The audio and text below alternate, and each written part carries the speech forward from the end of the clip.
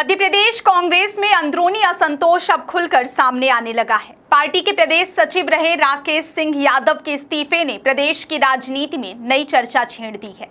खास बात यह है कि इस्तीफा देते समय उन्होंने प्रदेश कांग्रेस अध्यक्ष जीतू पटवारी के नेतृत्व और संगठन की कार्यशैली पर गंभीर सवाल उठाए हैं। ऐसे में यह घटनाक्रम कांग्रेस के लिए राजनीतिक और संगठनात्मक दोनों स्तरों पर चुनौती बनता दिखाई दे रहा है।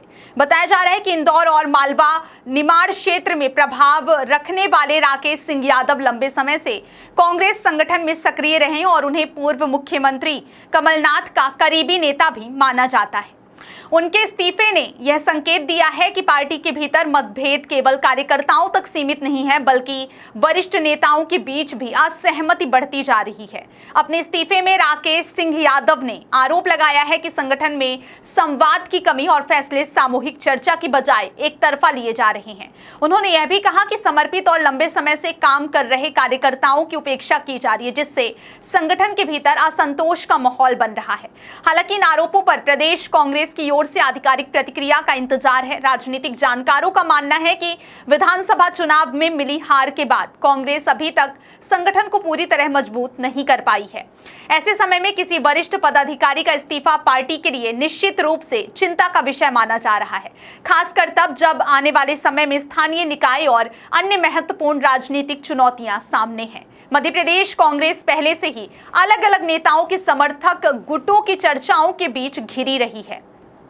ऐसे में राकेश सिंह यादव का इस्तीफा संगठन के भीतर बढ़ती असहमति की ओर इशारा करता है। हालांकि पार्टी के कई नेता लगातार यह कहते रहे हैं कि कांग्रेस एकजुट है और सभी मतभेदों को बातचीत के जरिए सुलझाया जाएगा। इस पूरे घटनाक्रम के बाद अब सभी की नजर कांग्रेस नेतृत्व पर टिकी हुई है। यह देखना दिलचस्प होगा कि पार्टी राकेश सिंह यादव के आरोपों का क्या जवाब देती और संगठन में बढ़ती नाराजगी को दूर करने के लिए क्या कदम उठाए जाते हैं। साथ ही यह भी अहम होगा कि क्या कांग्रेस इस मामले को एक व्यक्तिगत निर्णय बताकर आगे बढ़ती है या फिर संगठनात्मक स्तर पर कोई बड़ा बदलाव देखने को मिलता है। फिलहाल इतना तय है कि राकेश सिंह यादव का इस्तीफा मध्य प्रदेश कांग्रेस के लिए कई सवाल खड़े कर गया है। आने वाले दिनों में पार्टी की रणनीति, नेतृत्व की प्रतिक्रिया और अन्य नेताओं का रुख यह तय करेगा कि यह मामला यहीं थमता है या फिर प्रदेश की राजनीति में इसका असर और गहरा होता है। जीतू पटवारी इस पद के योग्य नहीं थे, लेकिन लेन देन करके बन गए। किसी को डिफेंडर दे दी, किसी को पैसा दे दिया, जमीनों की दलाली करते हैं,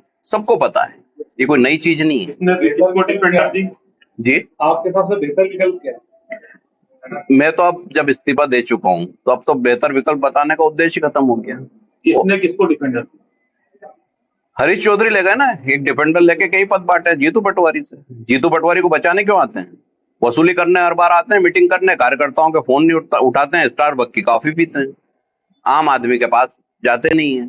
और ऐसे लोग अगर कांग्रेस में बने हैं तो आप क्या उम्मीद करते हैं 15-20 साल कांग्रेस मध्य प्रदेश में लौट के नहीं आई? नगरीय निकाय चुनाव है, 16 महापौर में से एक भी महापौर जीतने की स्थिति नहीं है। राकेश, आपको क्या लगा है जो 500 करोड़ घोटाले का जो मामला था, इसमें कांग्रेस के पास क्या कोई सबूत नहीं थे, इसलिए सबको बोला कि आप बंद रखने के लिए? निश्चित तौर पे जो आरोप है वो मनगढ़ंत था। अगर सबूत होते तो ईमानदारी से वो दिल्ली के प्रेस कॉन्फ्रेंस में लेके आ जाते। जीतू पटवारी इस पद के योग्य नहीं थे, लेकिन लेन देन करके बन गए। किसी को डिफेंडर दे दी, किसी को पैसा दे दिया, जमीनों की दलाली करते हैं, सबको पता है। ये कोई नई चीज नहीं है। जी, आपके हिसाब से बेहतर विकल्प क्या है? मैं तो अब जब इस्तीफा दे चुका हूँ तो अब तो बेहतर विकल्प बताने का उद्देश्य खत्म हो गया। किसने किसको डिफेंडर? हरीश चौधरी ले गए ना, एक डिफेंडर लेके कई पद बांटे जीतू पटवारी से। जीतू पटवारी को बचाने क्यों आते हैं? वसूली करने हर बार आते हैं, मीटिंग करने, कार्यकर्ताओं के फोन नहीं उठाते हैं, स्टारबक्स की कॉफी पीते हैं, आम आदमी के पास जाते नहीं है। और ऐसे लोग अगर कांग्रेस में बने हैं तो आप क्या उम्मीद करते हैं 15-20 साल कांग्रेस मध्य प्रदेश में लौट के नहीं आई? नगरीय निकाय चुनाव है, 16 महापौर में से एक भी महापौर जीतने की स्थिति नहीं है। राकेश, आपको क्या लगा है जो 500 करोड़ घोटाले का जो मामला था, इसमें कांग्रेस के पास क्या कोई सबूत नहीं थे, इसलिए सबको बोला कि आप बंद रखने के लिए? निश्चित तौर पे जो आरोप है वो मनगढ़ंत था। अगर सबूत होते तो ईमानदारी से वो दिल्ली के प्रेस कॉन्फ्रेंस में लेके आ जाते। राज्यसभा चुनाव सीधे सीधे हारने का दोषी कौन है?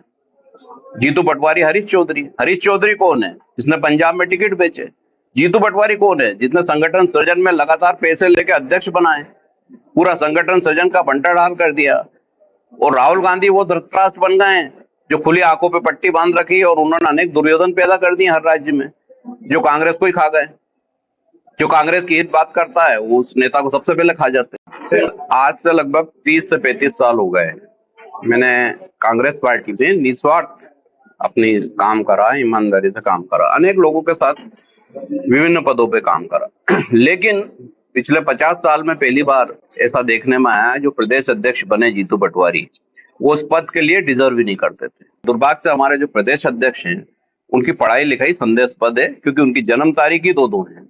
तो वो कितने पढ़े लिखे हैं ये तो भगवान ही जाने, क्योंकि उनको ना दस्तावेज समझ में आते हैं ना उनको कागज समझ में आते हैं।